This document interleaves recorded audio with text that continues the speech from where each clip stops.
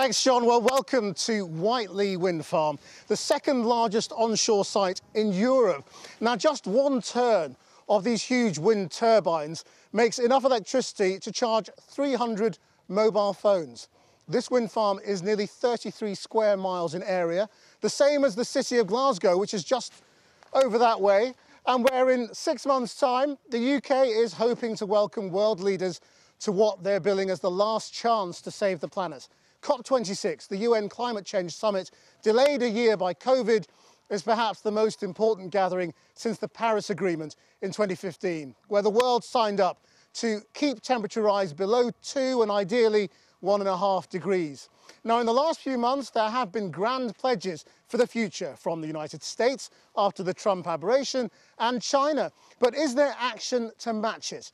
And in the critical decade to get the world on the right track, can the UK achieve international consensus in November? Our chief correspondent, Alex Thompson, is on the Isle of May off the east coast of Scotland. Alex.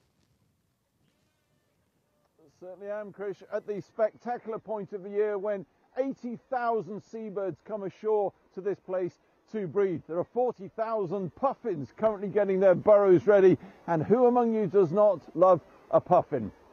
So everything's fine, isn't it? Well, not exactly.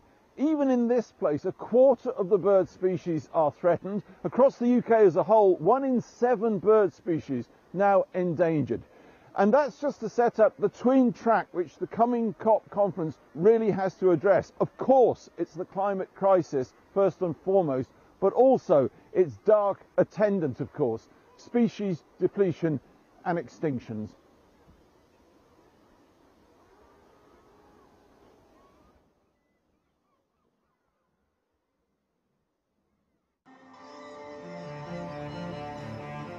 It's the UK's Serengeti, our precious coastline internationally renowned for breeding seabirds. With 40,000 pairs of puffins on the Isle of May alone, it looks teeming. But the climate crisis is warming these waters, pushing further away the fish these birds depend on. Puffins and kittiwakes are now both in danger of extinction since the Paris Agreement. But this is just one example of our degraded ecosystem and the global failure to bring us back from the climate crisis precipice. This year's COP26, then, couldn't be more critical. This is an emergency, and frankly, the future of civilization depends on this. The window is closing very fast. The world is really going to be looking on us to show global leadership. There is still time for the UK government to turn things around and actually start putting actions towards the words. So the UK now finds itself hosting in November what's probably the most important coming together of nations ever. Quite simply, the sustainability of life on our planet is now at stake. The UK government wants other countries to commit, of course, but that means getting our own house in order. There are big success stories. UK's emissions down 49% since 1990. We have the strongest record in reducing our emissions in the G20 over the last decade. The move away from coal that started under Margaret Thatcher makes us the world leaders in offshore wind energy. The power sector, once the biggest emitting, has fallen 67% since 2008, now accounting for just 13% of all UK territorial emissions. In terms of the developed world, our emissions reduction is second to none. Explosion of wind power that we've had in this country at an extent that we couldn't have imagined before. We were the first country to introduce a Climate Change Act in 2018.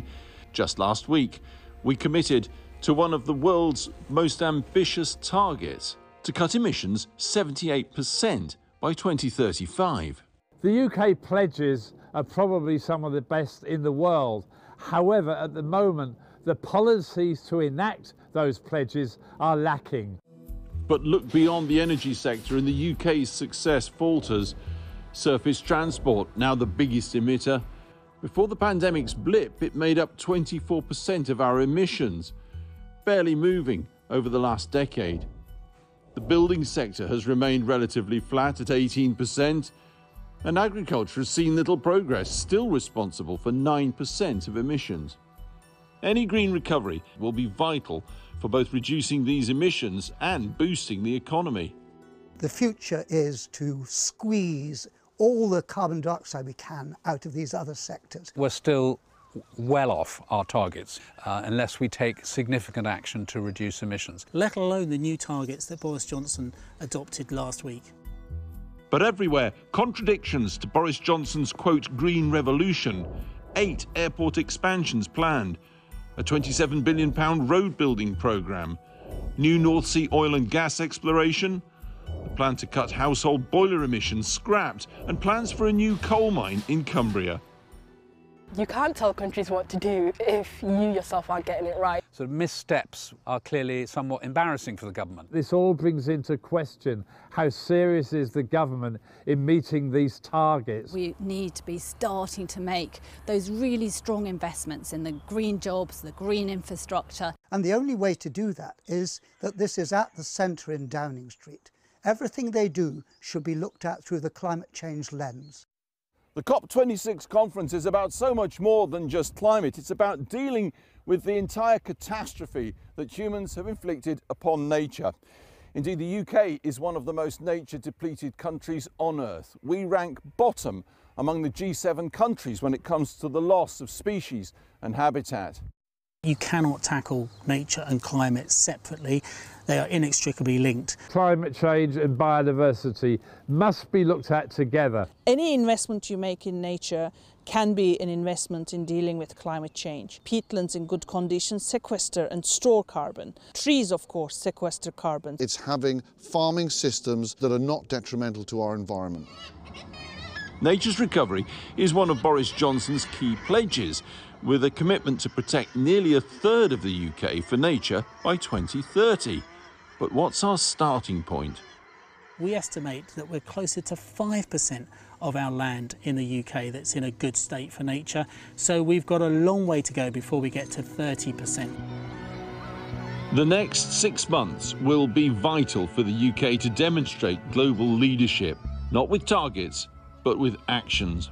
We don't have any other choice, and why shouldn't we imagine a better world? We've seen your words, we've seen the goals, we've seen the targets.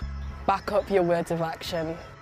What we do over the next 5 years will probably determine the future of humanity for the next millennium. We handle this issue, or we are in trouble. Then we need to do something today. Not talk about it, not give targets, but actually deliver action.